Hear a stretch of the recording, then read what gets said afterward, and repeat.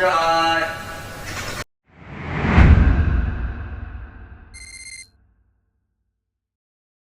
It doesn't make sense to me, dude. Sean here, and I spoke with a friend last night I hadn't spoken to in about a year and a half. Just life got crazy. It's a shock that they didn't just ask me, okay, I hadn't heard from you in a while, and when I do hear from you, you're asking me to watch this video of two psychos in a house and one insane old lady. I fear I may be the one that sent them down the Cyraxx rabbit hole. If you remember my Lauren videos, I mentioned I sent a few people down the Lauren Armstrong rabbit hole. Yeah, they were one of them. The reaction was much different though. Lauren is like laughable, like what the hell? Can this guy even be real? And Cyraxx is more like, can this guy even be real? Well, I didn't understand at first what they were saying because quite honestly, I don't understand how all that legally works. But there's a trifecta of bullshit in that house. I'm going to try to explain it like it was explained to me. First, there's Ed. He is the X Factor. I want to say Edge, because X Factor, WWE, but there's Ed, he's the X Factor. He's the go-between between Sally, the potential victim, and the mentally and physically unhealthy goblin. Ed is sort of Ed is not the glue, he's more like the lighter fluid. Because from each side, you've got Sally, who's probably telling Ed, don't do anything, back off, just leave him alone, poor Chancey Poo. And you got Chance, who's like a raging fire, igniting the whole thing, when Ed doesn't. They brought up a good point, that some of Chance's rage may be out of jealousy. Sally doted all of her love on poor Chancey Poo, and then Ed came along. And that very well be, I never even thought of that. That could be part of it. But anyway, you have three potential cases in there. Sally, obviously the abused. We've seen the video, but one video is not enough. We've seen the video. We know that Ed and Chance are both putting her at risk. Ed, the adult, because Chance is a 40-year-old toddler. Ed also obviously did not back off, and you would expect one of the parental figures in that household to back off, but he didn't. He went ballistic on Chance. So let me say this, because I got the question, does anyone know what Ed is really like when the cameras are off? Does he not do things he's supposed to? Is he a slug that is not helping out at all? I couldn't answer any of those things because I don't know. And Ed's contributions to the family do matter. Well, it was obvious from the videos, the few videos I sent, that they knew immediately that Chance contributed absolutely nothing to the household except chaos and unrest and pain. I added disappointment, shame, and 15-time fapping it upstairs gooning on anything that can be viewed. Let me cap this Ed segment off. Chance and Sally are family. Ed is not. Chance and Sally could get together if they had to choose, and Sally had to choose between Ed and Chance, and she took Chance's side. That family could get together and conspire to say that Ed is the one who's causing all the problems, and that poor Chancey Poo wasn't like this before Ed came into the picture, and Sally just didn't have the heart to tell him, or Chance is always defending Sally and you only saw part of it. And I understood that is real. That is a real situation that could occur because Ed is not family, and Ed could easily be blamed for all of this. Now the Chance situation, let's say Ed is not determined to be the factor and that Chance is determined to be the number one cause. He's mentally unwell. We all know he's unstable. Now you can't use him being caught talking to minors and all the other factors, the rage outs, and there's no official investigation into that. There's awareness. I guess that's the best way to put it. Unfortunately, APS only focuses on the incident or incidents that have affected Sally. Okay, let's go back to when Chance choked Sally. That was a long time ago. And if Chance doesn't do anything truly violent to her, if he doesn't actually, I don't want there to be an incident. That means that Chance could seriously hurt Sally. And I don't think, no matter what, I don't think anybody wants that. Now, if Chance were to do something stupid and Sally did not get hurt, I'm all for it. I'm right there. They can only judge on what they're told and what they've seen with their own eyes. And if Chance and Sally both say that there's no violence, that was just a blow up, it was Ed, like I said, Ed and Chance, they just sometimes clash, and Sally plays the peacemaker, she's not the target. If they convince him that Ed is the target, Chance is golden. Then again, you have Ed. Ed's not exactly a spring chicken, and if they determined that Chance was going after Ed, and Ed was the target, here's where it gets tricky.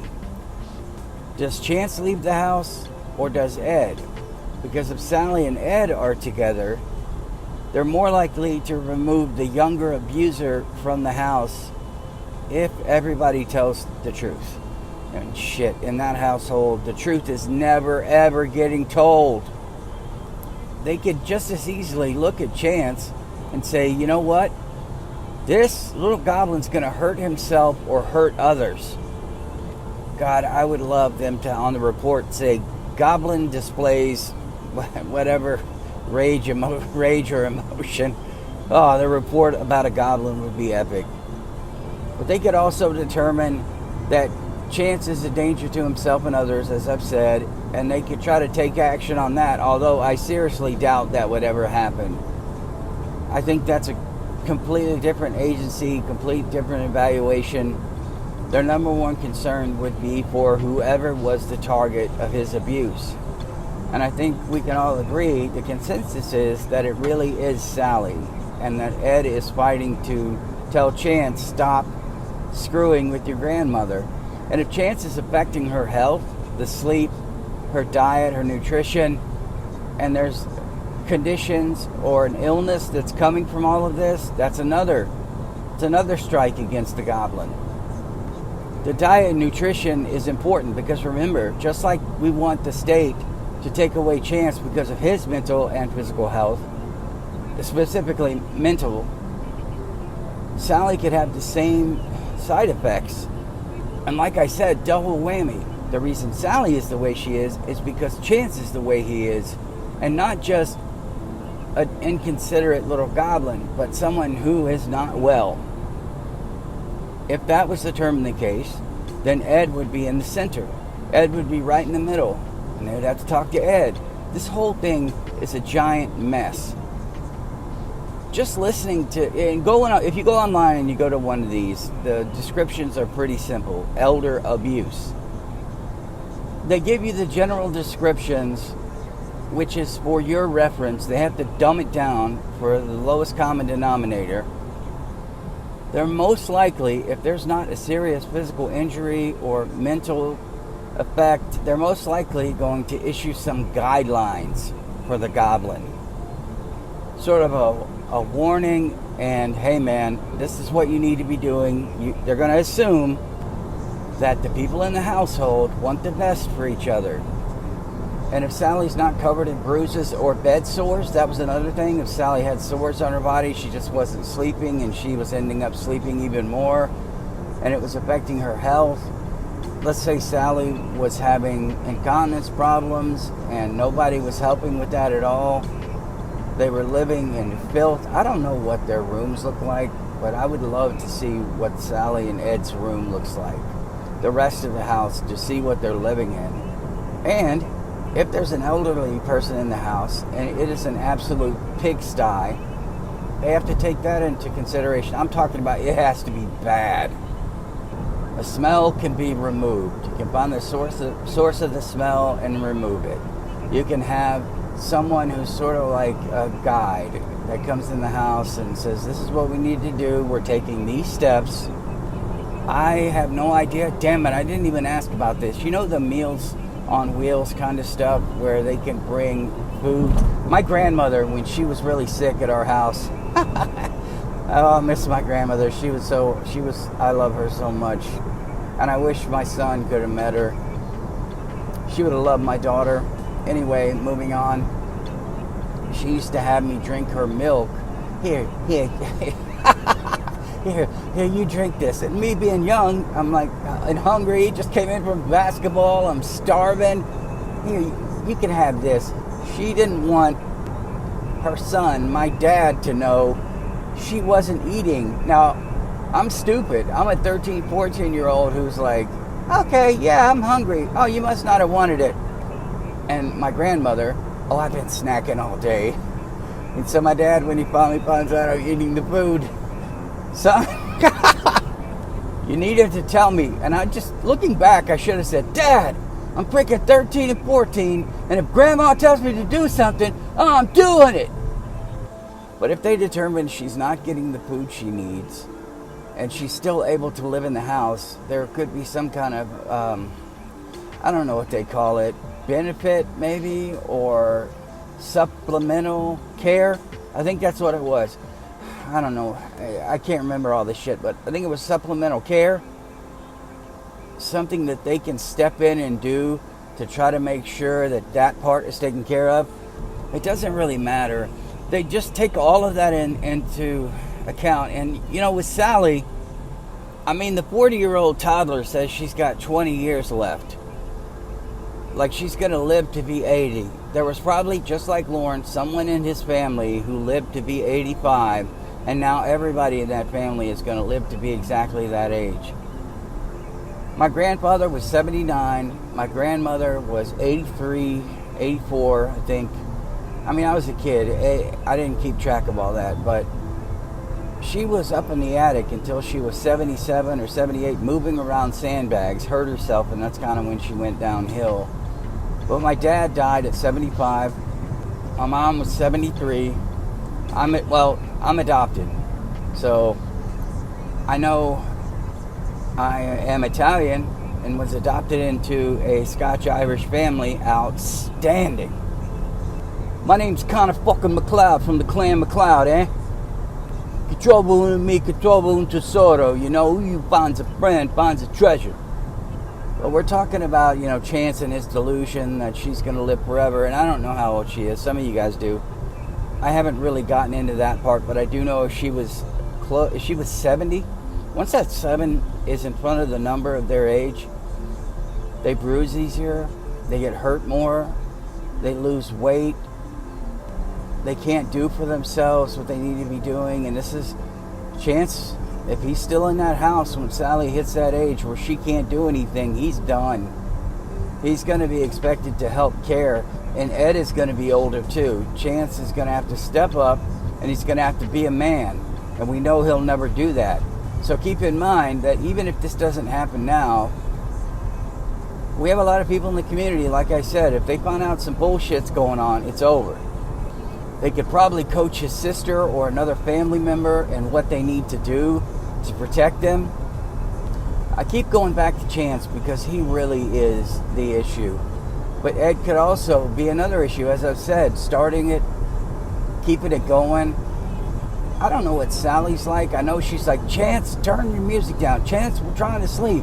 Fuck you, bitch. Roar! I highly doubt Sally is the problem in that type of situation. I think Ed makes it worse. I think Chance is the problem. I think he is like a festering sore upstairs, and they know that festering sore is just causing all of these problems, but for some reason they don't want to remove it, or they haven't found a way to remove it that would be safe and clean. And clean is the operative term. To be able to get him out of there without leaving a giant pile of steaming Cyraxx residue, without him coming back and pounding on the door and love you, mom, you know, crying, desperate to get back in. Ed trying to talk to Sally, don't let this little goblin back in. He was removed for a fucking reason. And Chance would become a target. He's back again. Mr. Wilkins, we're here to escort you away from the house. But I'm homeless. We don't care. You are adversely affecting the health of the people in there. They're at an age right now where you should be helping to care for them and not causing all these problems. But you are the problem, Chance. You spend your day threatening somebody named William Glory Hole and another person named Inward Boy all day long, and it's not helping anyone. So that was what I was able to understand. I don't know if I got everything right. I just know that the situation is really complex and not something I would ever want to be involved in, just because what a mind fuck. You'd have all the video evidence, but then you would hear their stories and they wouldn't match. And of course, when the camera's not on, how wonderful everything is. It's just Chance when he's waking us up from sleep. And this bruise, I bumped into a wall. Yes, you bumped into a wall. Thanks, Ed. Anyway, I'll see you guys in the next one. It doesn't make sense to me, dude.